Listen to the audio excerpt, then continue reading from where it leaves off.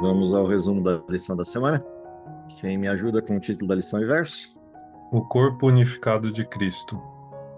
E ele mesmo concedeu uns para apóstolos, outros para profetas, outros para evangelistas e outros para pastores e mestres, com vista ao aperfeiçoamento dos santos, para o desempenho do seu serviço, para a edificação do corpo de Cristo. Efésios 4, 11 e 12. Texto base nosso para a lição dessa semana é o capítulo 4 da carta aos Efésios e, especificamente no capítulo 4, os textos de atenção primária são os versos 1 a 16, que é a primeira e segunda partes do capítulo 4 de Efésios. A gente começa a entrar agora num tema bem focado na questão da igreja cristã e, em particular, nesse tema, uma metáfora que Paulo estabelece aqui, que é a metáfora do corpo de Cristo. A primeira dessas duas lições, que é a lição dessa semana, vai tratar de alguns aspectos importantes dessa metáfora e, principalmente, os elementos que a gente diria fundamentais para a prática cristã e para que a igreja seja aquilo que a gente viu nas duas orações que analisamos nas lições anteriores. Tanto o capítulo 2 quanto o capítulo 3 apresentam orações de Paulo, algumas orações no sentido direto, outras no sentido indireto, e essas orações apontam na direção de que a igreja seja uma, que a igreja seja unida, que a igreja seja o que de fato represente o corpo de Cristo em harmonia. A lição número 4, o capítulo número 4, a lição dessa semana, vai focar em alguns dos elementos, algumas das virtudes necessárias para que a igreja seja assim. Então, vamos dar uma passada rápida no capítulo, como resumão da semana. A gente vai lendo juntos o capítulo e fazendo alguns comentários conforme a leitura. Então, se alguém puder me ajudar, vamos começar pelos versos de 1 a 3, que é o primeiro bloco desse capítulo de estudo da semana. Efésios capítulo 4, versos de 1 a 3. Se alguém puder ajudar, por favor.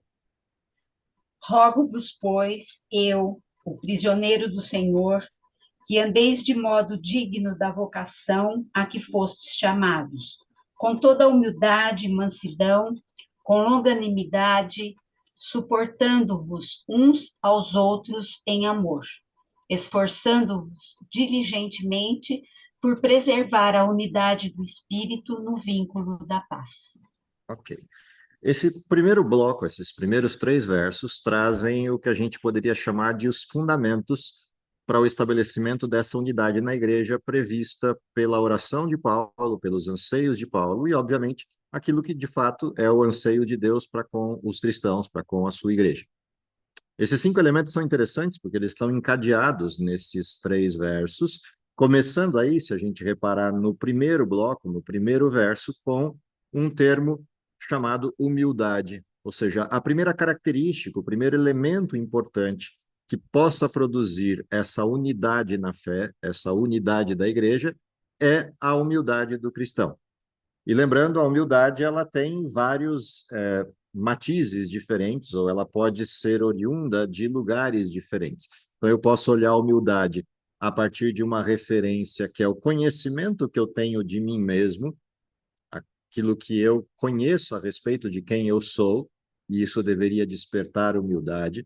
A gente pode ter a humildade como resultante da percepção que eu possa ter da minha referência, a minha própria vida diante da vida de Cristo, ou seja, quanto mais perto de Cristo a gente chega, mais certeza a gente tem de quem a gente é, consequentemente, tendo certeza de quem a gente se coloca numa condição de humildade, dado o caráter perfeito e santo de Cristo. Essa é uma outra característica oriunda dessa humildade. E a gente ainda pode olhar a humildade pelo aspecto de que uma vez que somos filhos de Deus, somos criaturas de Deus, não somos o Criador. E, portanto, nos colocamos na nossa condição, no nosso posicionamento adequado de uma criatura. Seja por qual desses 3 aspectos a gente olhe a expressão da humildade ou qualquer um outro que desse referência a isso, o fato é que humildade é um elemento vital para que a unidade do corpo de Cristo aconteça. Um outro elemento que Paulo cita aqui na sequência dos versos é, além da humildade, do perfil da humildade, da percepção de humildade como uma característica do cristianismo, a mansidão é uma outra característica importante. Então, se a gente olha dentro dessa cadeia, né, humildade, mansidão, o que é a mansidão? A mansidão tem várias traduções diferentes, várias palavras diferentes, com diferentes enfoques possíveis para a palavra mansidão, inclusive um deles presente lá no livro de Mateus, que é a palavra perseverança. Mas mansidão, aqui no caso específico de Paulo, tem a ver com esse comportamento resiliente do cristão. Essa virtude de você ter o poder de vingar-se, mas optar por não fazê-lo. Você ter a possibilidade de você atacar e ainda assim refrear esse processo. Então, isso é uma coisa interessante desse modelo. Um outro elemento interessante da palavra mansidão usada por Paulo é a correlação que essa palavra tem com uma atividade, que é a atividade de adestrar animais, como, por exemplo, cães. E eles se tornam contidos, eles retêm os seus instintos, ou seja, refreiam os seus instintos a partir de um treinamento que receberam, a partir de um modelo de adestramento que receberam.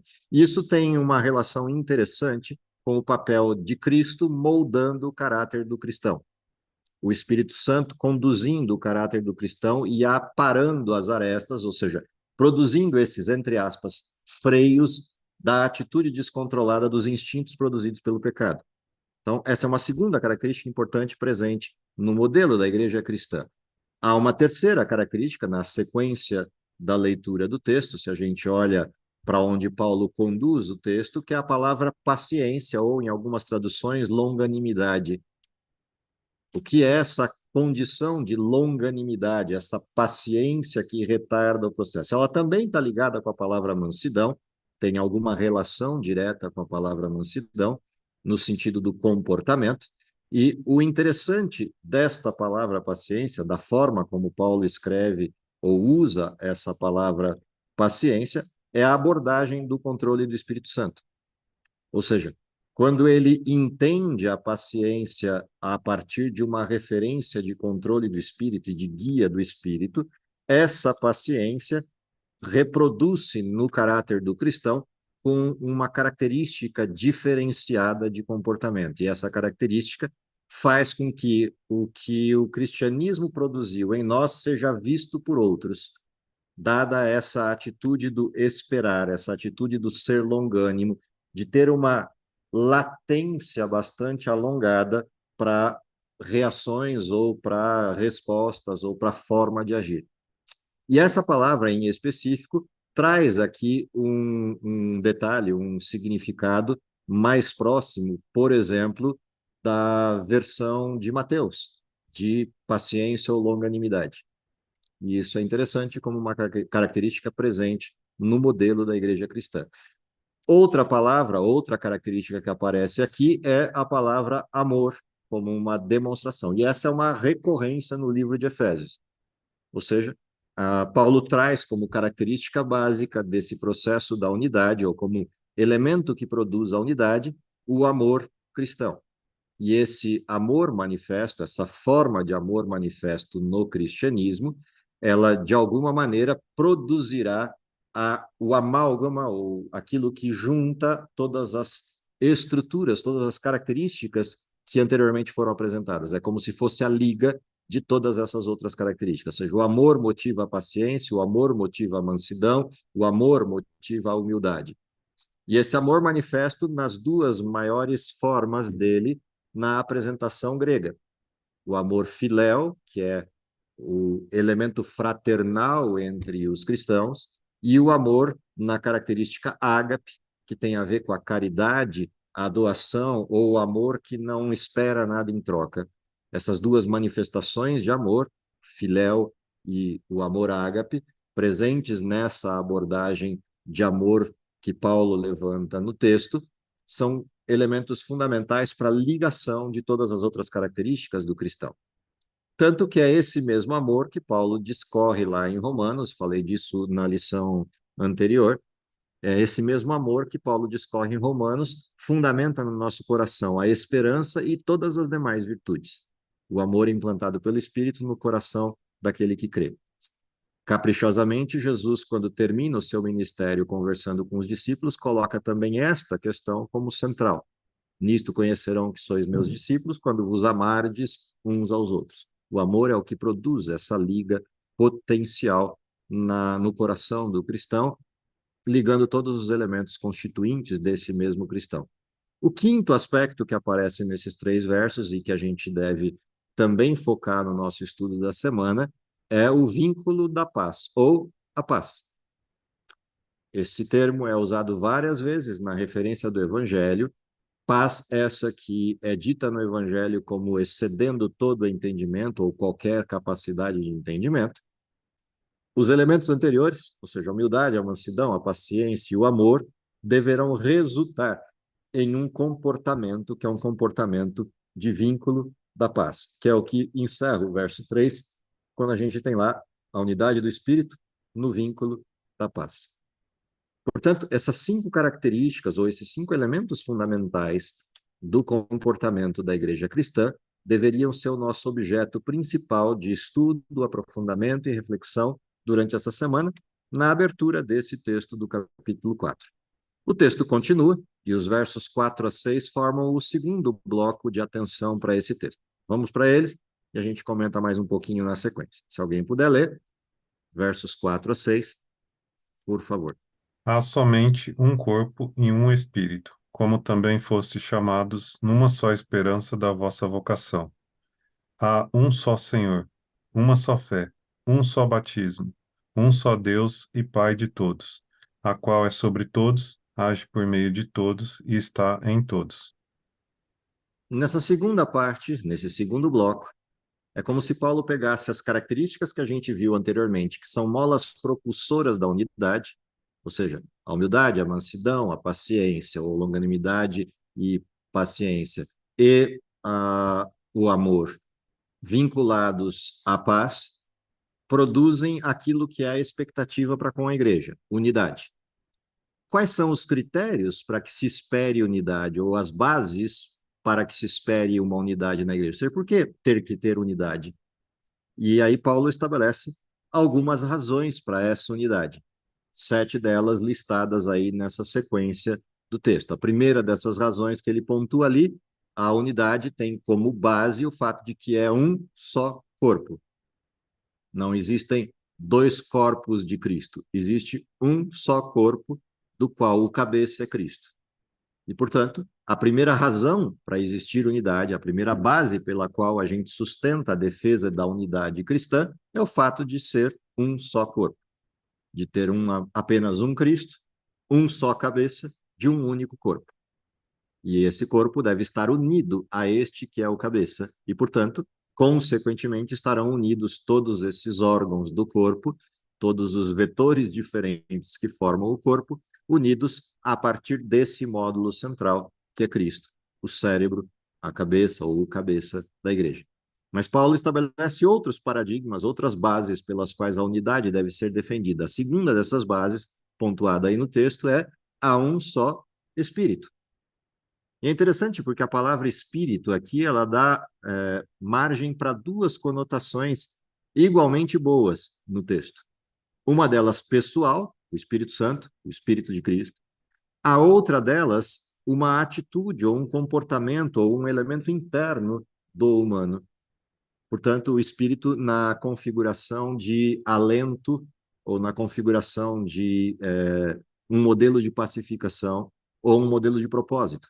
Há um só Espírito. Estamos todos no mesmo Espírito. Isso tanto tem o característico pessoal, ou seja, estamos todos sob a ação do Espírito Santo, como tem a questão da direção. Estamos todos num mesmo olhar, num mesmo alento, numa mesma abordagem nesse Espírito. E essas 2 questões são interessantes nesse texto, nessa forma como Paulo constrói essa ideia de um mesmo Espírito. Tanto no propósito, quanto naquele que coordena o propósito. Além disso, Paulo vai citar no texto que somos um, ou devemos ser um, porque há apenas uma vocação na esperança. Ou seja, se estamos presos a uma mesma vocação na esperança, ou seja, a esperança aponta numa mesma direção e a vocação nos chama a um mesmo propósito, razão plena para existir unidade. O quarto elemento que Paulo cita aqui, e que também é igualmente interessante, é há um só Senhor. Assim como há um só corpo e o cabeça é Cristo, há um só Senhor, Cristo Jesus, nosso Senhor. E, aliás, essa expressão é interessante, porque esse era o credo primitivo da igreja cristã. Jesus é o Senhor, ou Jesus é nosso Senhor, era o primeiro dos credos da igreja cristã. Daí o fato de chamar-se cristãos. E essa expressão, há um só Senhor, ela evoca essa centralidade do primeiro credo cristão, da primeira crença fundamental do cristianismo. O quinto elemento que Paulo levanta aqui no texto é há uma só fé. E se a gente lembrar que a fé é um dom, e esse dom vem de Deus, de fato há uma só. Há um único dom da fé. E todos recebem o mesmo dom, recebem da mesma pessoa o mesmo dom da fé. O que significa que não existem fés, entre aspas, diferentes. Existe fé, que é igual em todos. Ah, mas um tem mais fé do que o outro. Não, um tem mais exercício dessa fé do que o outro. Um se permite que a fé domine a sua vida mais do que o outro, mas a fé é a mesma. Não existem duas, entre aspas, fés. Existe uma fé. E Paulo continua esse processo apontando que há um só batismo. E aqui há uma questão de retorno à base do cristianismo, à origem do cristianismo, no chamado de João Batista. Todos são chamados ao arrependimento e há um só batismo. E para demonstrar que há um só batismo, inclusive Cristo foi batizado.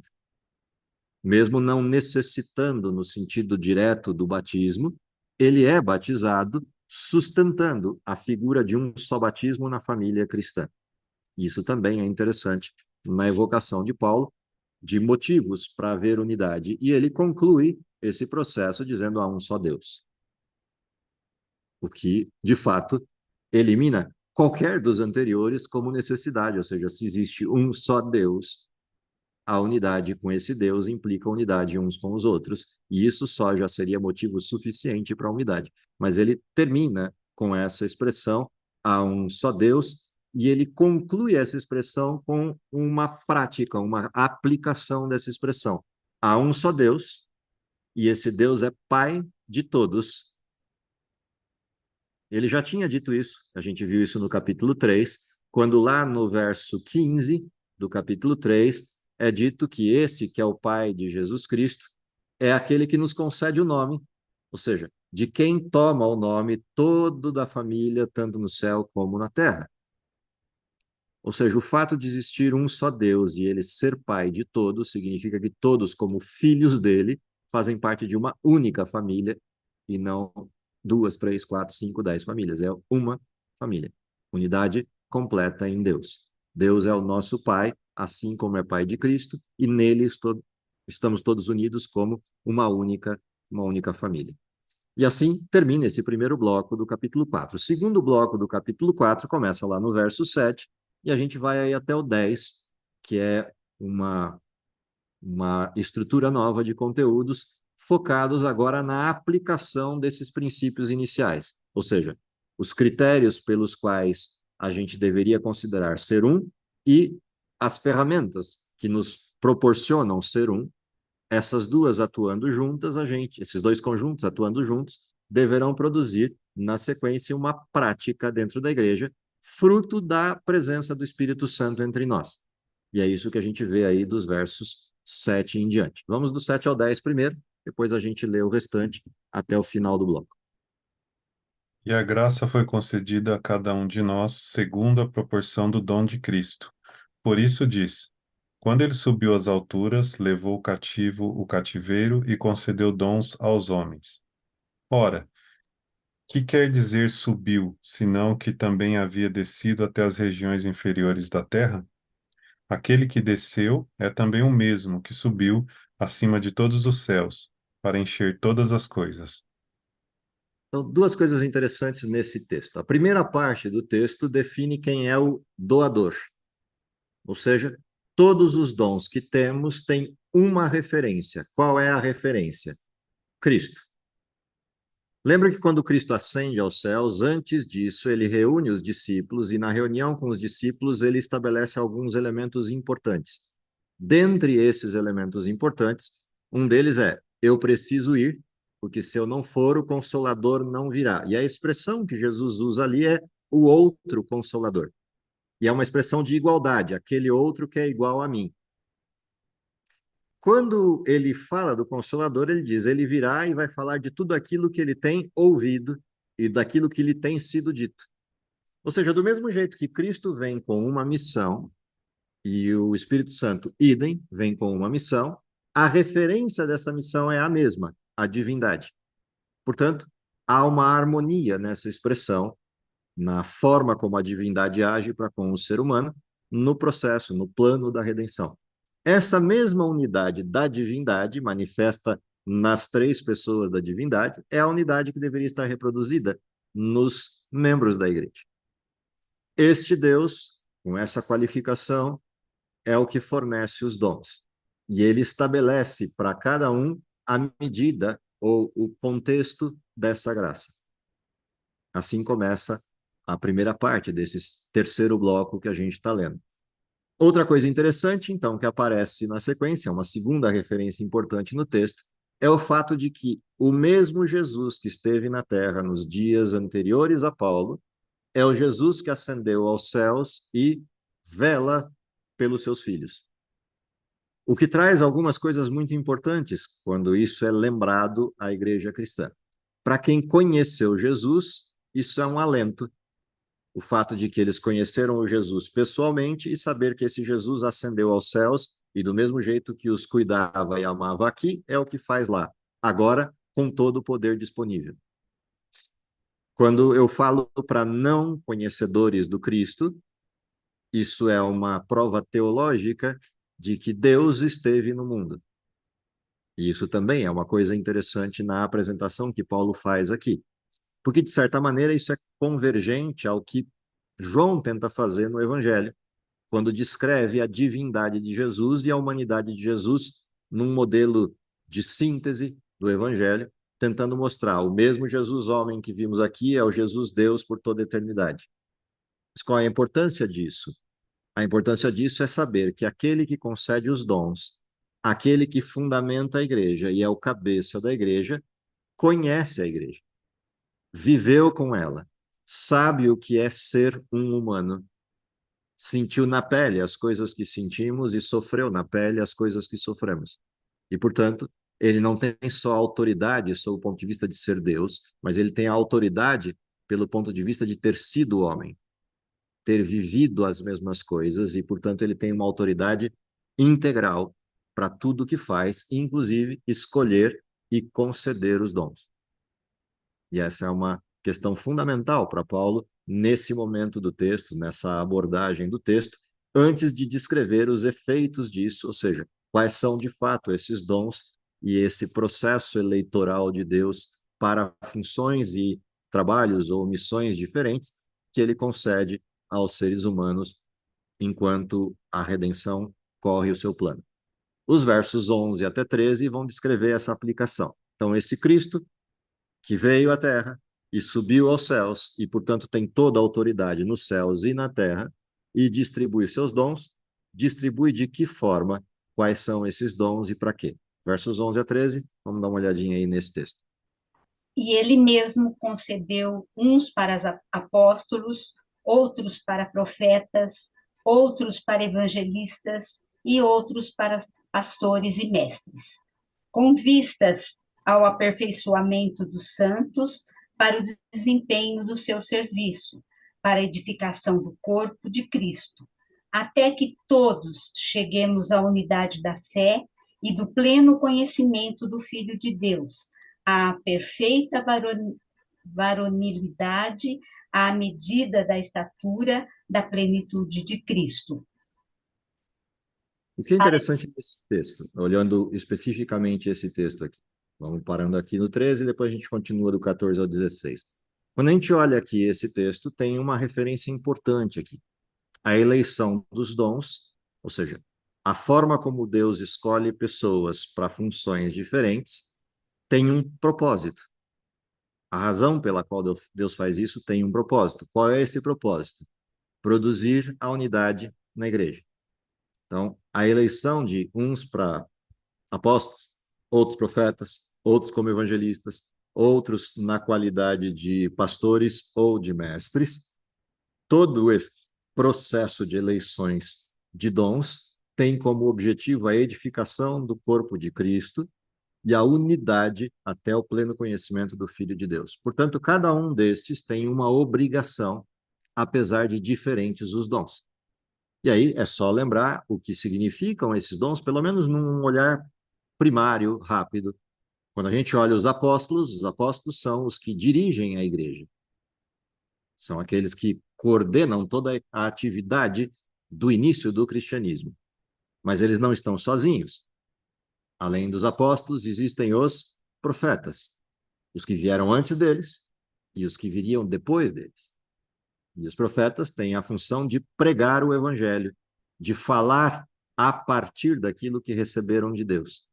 O profeta não é só aquele que prediz o futuro, né? Não é só aquele que adivinha o que vai, entre aspas, adivinha o que vai acontecer no futuro. É aquele que principalmente fala do que ouviu de Deus. Essa é a função do profeta. Profetas podem ser apóstolos e apóstolos podem ser profetas.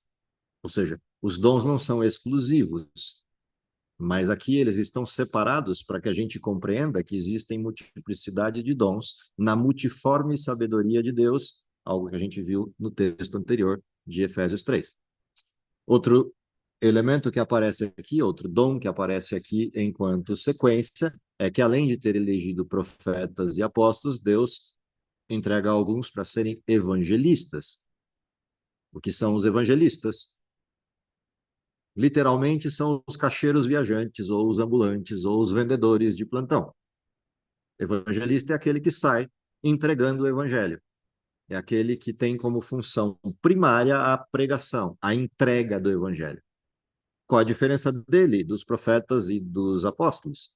Enquanto o evangelista vai ao mundo na busca e no resgate daqueles que estão no mundo e não conhecem Deus, os profetas e os apóstolos têm como foco principal o cuidado da igreja, ou seja, aqueles que já aceitaram a Deus, aqueles que já convivem enquanto igreja. Portanto, têm direções diferentes na sua ação principal.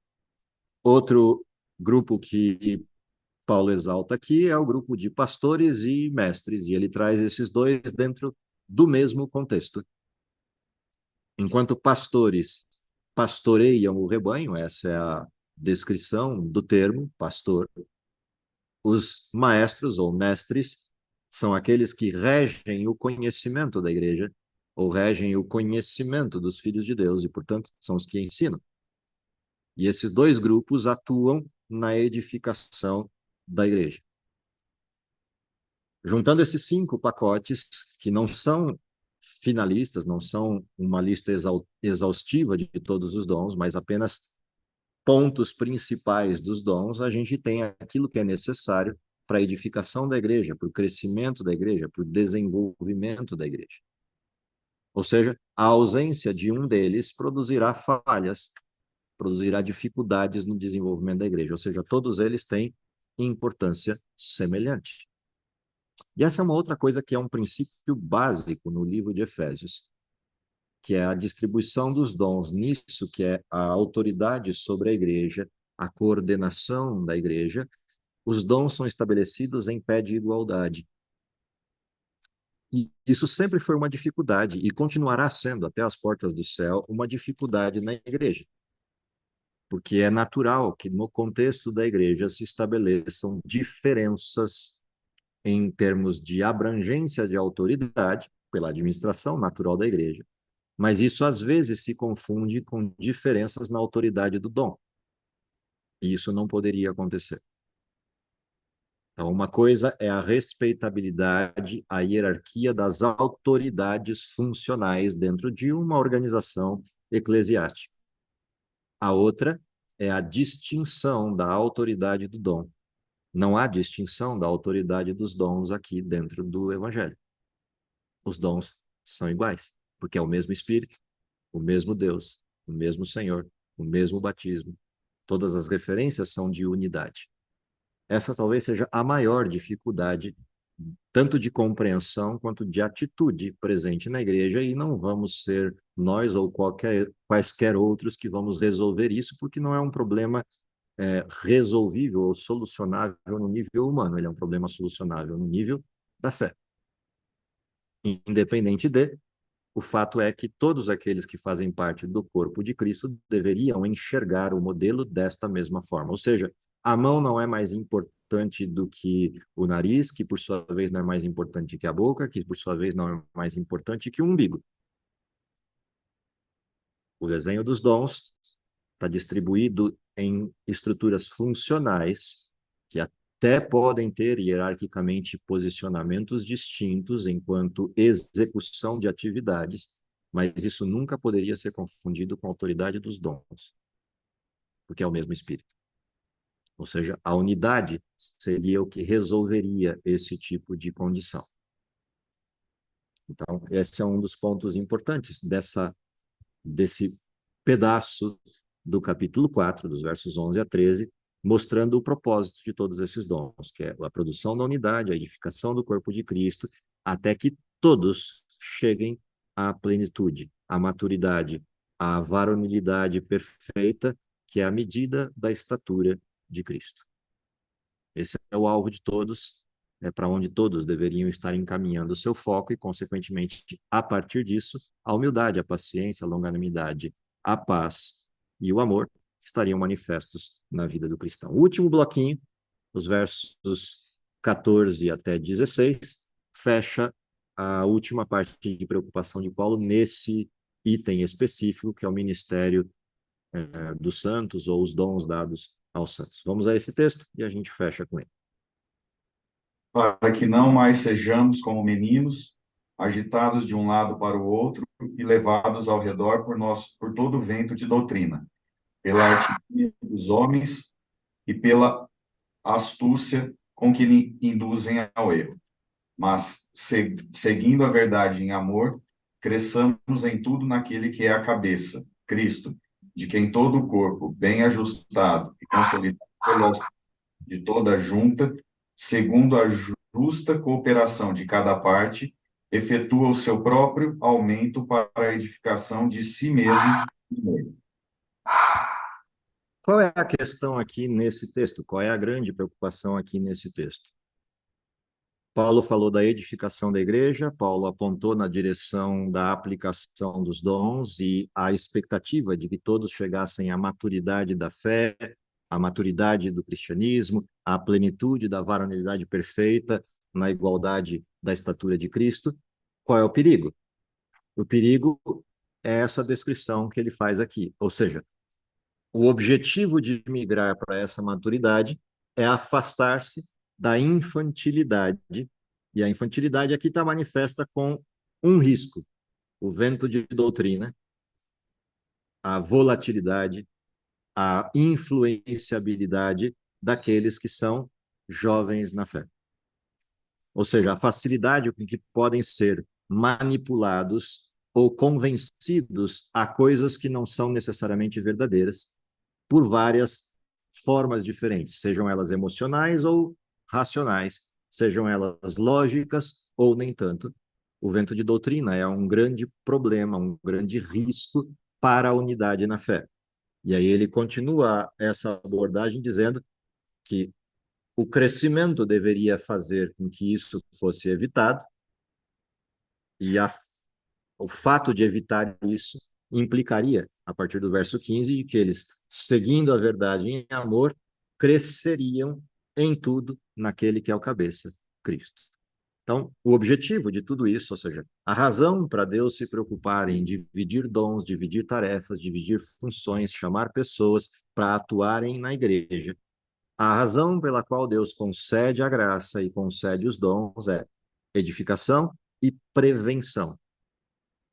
A edificação preveniria a gente de ser enganado pelas diversas formas diferentes com que Satanás tenta enganar os filhos de Deus, tenta produzir caminhos com os quais os filhos de Deus possam ser desviados, e a maneira de escapar de tudo isso é crescer em Cristo, desenvolver-se em Cristo. E aí ele termina dizendo de que em todo o corpo, bem ajustado e consolidado pelo auxílio de toda a junta, segundo a justa cooperação de cada parte, efetua seu próprio aumento para a edificação de si mesmo. E aqui vem dois princípios importantes. Primeiro, há um processo de ajuste necessário. E esse processo de ajuste necessário implica em modificações daquilo que estamos para aquilo que devemos ser. Mas há uma outra questão importante que aparece aqui, que é a responsabilidade individual neste ajuste. Ou seja, segundo a justa cooperação de cada parte, efetua seu próprio aumento para a edificação de si mesmo em amor. Ou seja, eu não posso responsabilizar os outros pela minha falta de crescimento, pela minha falta de desenvolvimento. Deus pode responsabilizar os outros por atrapalhar o processo, mas eu não tenho o direito de responsabilizar os outros por o meu processo não estar dando certo, porque a responsabilidade pelo meu processo é minha. Sou eu quem tenho que buscar Cristo, sou eu quem tenho que dele receber dons, sou eu que dele tenho que receber graça, sou eu que, nesta graça, devo permitir o desenvolvimento. E essa é uma coisa importantíssima no fechamento da lição dessa semana, ou seja, há uma responsabilidade individual, tanto no sentido da salvação, quanto no sentido do desenvolvimento. No sentido da salvação, eu sou responsável por aceitar. No sentido do desenvolvimento, eu sou responsável por arregaçar as mangas e me lançar à tarefa. Deus prometeu poder, Deus prometeu guia, Deus prometeu fazer aquilo que seja impossível para mim, mas há uma parte que eu necessito de fazer. E essa parte é arregaçar as mangas e me lançar ao processo. Essa parte é permitir que o Espírito Santo me molde na dimensão da maturidade de Cristo. Esses são os elementos estruturantes da lição dessa semana, para os quais a gente deve dar foco, atenção e nossa preocupação até o final da semana que vem, quando a gente faz a revisão de tudo isso, o arremate de tudo isso, no próximo sábado na Escola Sabatina. Que Deus abençoe vocês e me abençoe no estudo dessa semana, para que essas reflexões possam, de alguma forma, produzir os efeitos sonhados por Deus, reproduzidos nas orações de Paulo, na vida da gente, enquanto cristão. Vamos orar? Querido Pai que está nos céus, te agradecemos pelo dom da vida, pela oportunidade de estarmos reunidos aqui para estudarmos tua palavra, e agora pedimos a presença do teu Santo Espírito nos momentos que se seguem e também durante a semana, quando retornaremos a esses temas e a um estudo mais aprofundado de cada um dos aspectos do capítulo 4 de Efésios, que possamos ter a guia do mesmo Espírito que inspirou a Paulo, aquele que nos ilumine a mente para compreendermos essa inspiração, é o que lhe pedimos por Jesus. Amém.